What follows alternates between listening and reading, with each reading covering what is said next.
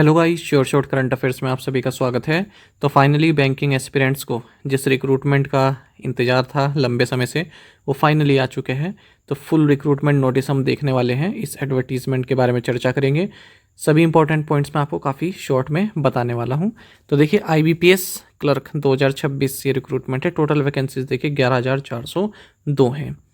Complete देखेंगे, जो भी इम्पोर्टेंट इसमें पॉइंट्स हैं वो मैंने पहले ही हाईलाइट किए हैं, ताकि एक तो हमारा समय भी बचे और आसानी से आपको देखने में भी मिल सके।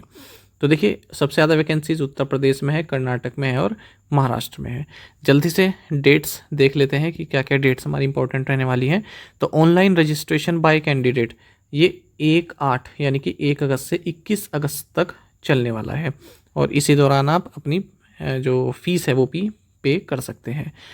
अब देखते हैं ऑनलाइन एग्जामिनेशन, ये अक्टूबर 2026 में होने वाला है, और ऑनलाइन एग्ज़ाम जो आपका होगा मेंस के लिए वो दिसंबर 2026 में होगा। प्रोविजनल अलॉटमेंट मार्च 2027 तक हो जाएगा। ठीक है, तो अगर आपको बहुत जल्दी नौकरी चाहिए तो बैंक का रिक्रूटमेंट सबसे अच्छा होता है, काफ़ी फास्ट होता है, और लीकेज वगैरह की भी समस्या नहीं होती कि पेपर लीक हो गया तो फिर आगे अगली बार पेपर होगा, ऐसा भी इसमें समस्या नहीं होती है IBPS में। चलिए आगे देखते हैं और क्या क्या है इसमें। इंपॉर्टेंट पॉइंट्स मैंने हाईलाइट किए हुए हैं सभी। तो यहाँ पर देखिए, यह है कस्टमर सर्विस एसोसिएट, ये आप पे स्केल देख सकते हैं इसमें। अच्छा, आगे बढ़ेंगे। अब सबसे इम्पोर्टेंट है एज। 1 अगस्त 2026 तक आपकी एज मिनिमम 20 साल की होनी चाहिए और मैक्सिमम 28 साल की होनी चाहिए। कब तक? 1 अगस्त 2026 तक। यानी कि आप 2 अगस्त 1998 से पहले पैदा ना हुए हों और 1 अगस्त 2006 के बाद पैदा ना हुए हों। तो ये आप याद रखेंगे।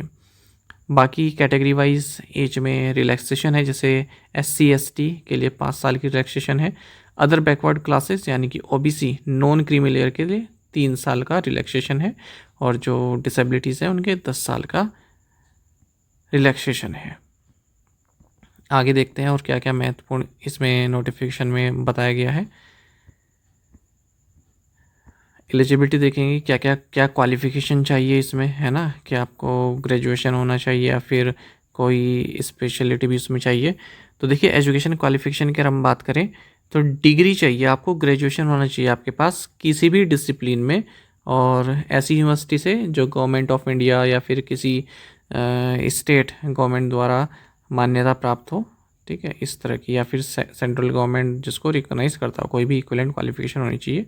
ग्रेजुएशन आपके पास होना चाहिए। अब ग्रेजुएशन में चाहे आपके पास जो है BTech हो, BSc हो, कुछ भी हो, सब चलेगा यहाँ पर।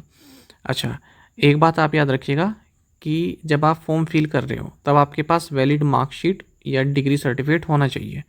ऐसा ना हो कि आप अभी 4th ईयर में या 3rd ईयर में हो, आपके पास होना चाहिए वो मार्कशीट और सर्टिफिकेट।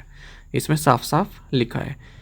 ठीक है, जब आप ऑनलाइन रजिस्टर कर रहे हो तो आपके पास वो वैलिड मार्कशीट और सर्टिफिकेट होना चाहिए कि आप कर चुके हो ग्रेजुएशन। अच्छा, एक बात याद रखिएगा, ये कंप्यूटर लिटरेसी, कंप्यूटर सिस्टम की नॉलेज आपके लिए मैंडेटरी है। मैंडेटरी लिखा हुआ है यहाँ पर। उनके पास सर्टिफिकेट होना चाहिए, आप लोगों के पास डिप्लोमा डिग्री कंप्यूटर ऑपरेशन में, लैंग्वेज में, या फिर आपने कंप्यूटर हाई स्कूल में, कॉलेज में या फिर इंस्टीट्यूट में एक सब्जेक्ट के तौर पर पढ़ा हो। तो ये भी आपका मैंडेटरी क्वालिफिकेशन है, इसको अपने माइंड से साइड मत कीजिएगा। फीस देख लेते हैं, 175 रुपये SC ST PWBD इन सब के लिए है, और 850 रुपये है ऑल अदर्स के लिए, यानी कि OBC और जनरल स्टूडेंट्स के लिए। अब बात करते हैं प्रिलिमिनरी एग्जामिनेशन की। प्रीलिम जो आपका एग्ज़ाम होगा, तो देखिए, इंग्लिश आएगी, इसमें न्यूमेरिकल एबिलिटी आएगी, रीजनिंग आएगी। 30 नंबर जो number of questions English language के होंगे वो 30 होंगे। 35 क्वेश्चन होंगे न्यूमेरिकल एबिलिटी के, रीजनिंग के 35 क्वेश्चन होंगे, टोटल 100 क्वेश्चंस होंगे, और मार्क्स भी इनके सेम है, 30 35 35 100। अच्छा, अलग अलग टाइम दिया जाएगा आपको, ऐसा नहीं है कि 60 मिनट आपको दे दिया, आपकी इच्छा है कि आप कितने टाइम में कोई सा भी करो, ऐसा नहीं होगा। 20 मिनट आपको इंग्लिश के लिए दिए जाएंगे, 20 मिनट आपको न्यूमेरिकल एबिलिटी के लिए दिए जाएंगे, और 20 मिनट ही आपको रीजनिंग एबिलिटी के लिए दिए जाएंगे। अच्छा, अब ये देखिए candidate have to qualify in each of the 3 test by securing cut off marks. अब ऐसा नहीं है कि आपको इसमें से आपको एक सिक्योर मार्क्स प्राप्त करने हैं, कट ऑफ केवल इसमें से आपको अलग अलग भी प्राप्त करने हैं। जैसे 30 मार्क्स का है ना, तो इसकी अलग कट ऑफ बनेगी, इसकी अलग बनेगी, इसकी अलग बनेगी। मिनिमम कट ऑफ 30 में से 4 भी हो सकती है, 6 भी हो सकती है, इतने आपको मिनिमम प्राप्त करने होंगे। और जो लास्ट में आपके पास होगी ना 100, उसमें से भी जो कट ऑफ बनेगी वो भी आपको क्वालिफाई करनी पड़ेगी। मेन एग्जामिनेशन देखें तो general financial awareness, general English, reasoning ability, quantitative aptitude. Number of question 40 40 40 40, तो 160 क्वेश्चंस होने वाले हैं और मार्क्स होने वाले हैं 200। तो जो जनरल फाइनेंशियल अवेयरनेस है 50 मार्क्स का होगा। सबसे ज़्यादा आपका यहाँ पर रीजनिंग है 60 मार्क्स का, 40 नंबर की इंग्लिश है और 50 नंबर का क्वांट है। समय मिलेगा 125 मिनट। यहाँ भी यही है, आपको ये अलग क्वालिफाई करना है, ये अलग, ये अलग, ये अलग, और फिर टोटल में से अलग क्वालिफाई आपको करना है। ठीक है, सब कुछ इसमें लिखा हुआ है ये बारे में। ये बाकी यहाँ पर लैंग्वेज हैं कि अगर आप जिस स्टेट के लिए कर रहे हैं वहाँ पर मीडियम ऑफ एग्जामिनेशन क्या रहने वाला है। जैसे अगर आंध्र प्रदेश के बच्चे हैं तो जिन्होंने आंध्र प्रदेश चूज़ किया है वो इंग्लिश, हिंदी, तेलुगु, ठीक है, ये सब उनके पास टेक्स्ट लैंग्वेज आने वाली है। अब देख लेते हैं निगेटिव मार्किंग कितना है, तो 1/4 नेगेटिव या फिर 0.25 of the marks assign to that question. ठीक है, तो 1/4 है यहाँ पर नेगेटिव मार्किंग रहने वाली 0.25 की। बाकी मैंने बता दिया है कि मेंस एग्जामिनेशन में भी आपको हर एक सेक्शन में अलग अलग कट ऑफ पार करनी होगी। ये लैंग्वेज प्रोफिशिएंसी टेस्ट के बारे में है, ये आप देख लीजिएगा। ठीक है, आपके पास लैंग्वेज प्रोफिशिएंसी होनी चाहिए जो आपने उसमें भरी है। कोई भी व्यक्ति अगर जो प्रोफिशिएंसी टेस्ट होगा उसमें पास नहीं हो पाता है या क्वालिफाई नहीं कर पाता है तो उसको डिसक्वालीफाई कर दिया जाएगा पूरे रिक्रूटमेंट प्रोसेस से। ठीक है, जिनके पास 10th स्टैंडर्ड की मार्कशीट या सर्टिफिकेट है जिसमें ऐसा लिखा हुआ है कि जो उन्होंने लोकल लैंग्वेज ऑप्ट की है वो उन्होंने पढ़ी है। ठीक है, मान लो हिंदी आपने लैंग्वेज ऑप्ट की है, हाँ हिंदी आपने 10th में पढ़ी है, ठीक है, तो आपको अलग से ये टेस्ट देने की नीड नहीं होगी। आगे देखते हैं और क्या क्या महत्वपूर्ण है इसमें।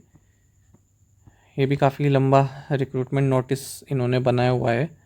ठीक है, जो काम की बातें थी वो मैंने आपको बता दी हैं। आप अपनी तैयारी आज से शुरू कर दीजिए, वैसे तो आप तैयारी कर ही रहे होंगे।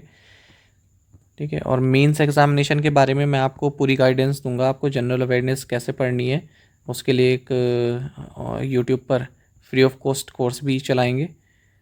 ठीक है, जिसमें कंप्लीट बैंकिंग अवेयरनेस आपको पढ़ाई जाएगी। यहाँ पर वैकेंसीज़ हैं, आप देख लीजिएगा पेज नंबर 36 से। ठीक है, पेज नंबर 36 से टोटल वैकेंसीज़ यहाँ पर बताई गई है, किस राज्य में कितनी है और किस बैंक में कितनी है। 11,000 के पार वैकेंसीज़ हैं ये। आगे मैं आपको दिखाना चाह रहा हूँ एग्ज़ामिनेशन सेंटर। एग्ज़ामिनेशन सेंटर अपने अपने देख लीजिएगा आपकी कहाँ कहाँ हैं। तो ये है प्रीलिमिनरी एग्ज़ामिनेशन सेंटर और ये है मेंस एग्ज़ामिनेशन सेंटर। ठीक है, तो मेंस एग्ज़ामिनेशन सेंटर कम ही पड़ते हैं, प्रीलिमिनरी के तो ज़्यादा पड़ते हैं। अपने अपने राज्य का देख लीजिए, जैसे बिहार में देख लीजिए। ठीक है, और जहाँ भी आप जानते हैं दिल्ली में क्या क्या रहने वाला, Delhi, new Delhi, Delhi NCR same mains में रहेगा। गुजरात में, हरियाणा, ठीक है, हरियाणा में ये सभी हैं, अम्बाला, फरीदाबाद, गुरुग्राम, कुरुक्षेत्र। ठीक है, ऐसे ही जम्मू कश्मीर, झारखंड, कर्नाटक। अब यहाँ पर देखिए जैसे झारखंड में प्रीलिमिनरी एग्जामिनेशन सेंटर ये हैं लेकिन मेंस में थोड़े कम हैं। कर्नाटक में और उत्तर प्रदेश के देखें, उत्तर प्रदेश में सभी सेंटर हैं। ठीक है, और मेंस एग्जामिनेशन सेंटर ये है। ऐसे ही उत्तराखंड में भी आप देख सकते हैं। तो ये पूरा रिक्रूटमेंट नोटिफिकेशन है जो मैंने आपके साथ शेयर किया है और यहाँ पर स्पेसिफाइड लोकल लैंग्वेज भी दी गई है। अगर आप अंडमान एंड निकोबार आइलैंड के लिए करते हैं तो आपको पास हिंदी या इंग्लिश होनी चाहिए। ठीक है, अगर आप लक्षद्वीप में भर रहे हैं तो मलयालम लैंग्वेज जो है आपको आनी चाहिए। मध्य प्रदेश में हिंदी, महाराष्ट्र में मराठी, अरुणाचल प्रदेश में इंग्लिश, इस तरह से। तो ये पूरा रिक्रूटमेंट नोटिफिकेशन मैंने आपको पढ़कर बता दिया है। आप इसको फॉर्म को भर लीजिएगा। कोई भी डाउट होगा तो आप मुझे बता दीजिएगा। ठीक है, थैंक यू गाइस।